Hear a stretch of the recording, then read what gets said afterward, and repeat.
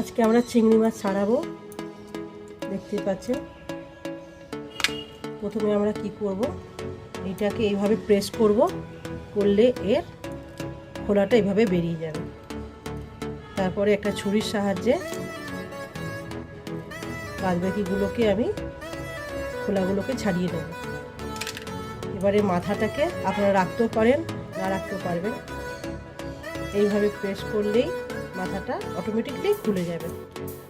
তারপরে আমরা একটা কাঠির সাহায্যে এই যে পাগুলোকে এটাকে আমরা কেটে পরিষ্কার করে দেব। দেখতে পাচ্ছেন পরিষ্কার হয়ে গেছে। এবারে কি করব, এই যে শিরদানাটা যে আছে এর মধ্যে একটা কালো একটা সুতোর মতো বেরোবে।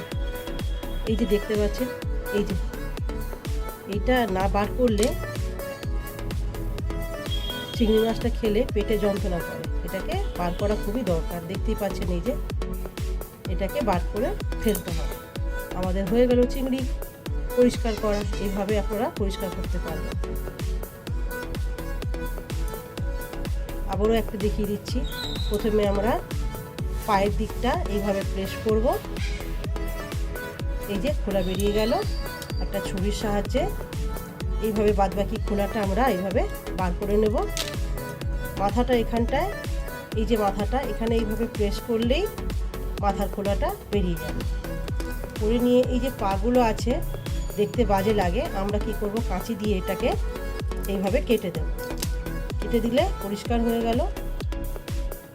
একটা ছুরির সাহায্যে এই যে এখানে দেখছেন এইখানটা থেকে হালকা করে এইভাবে একটু কাট করলেই দেখতে পারবেন একটা হালকা সুতোর মতো একটা বেরোচ্ছে। এই দেখুন,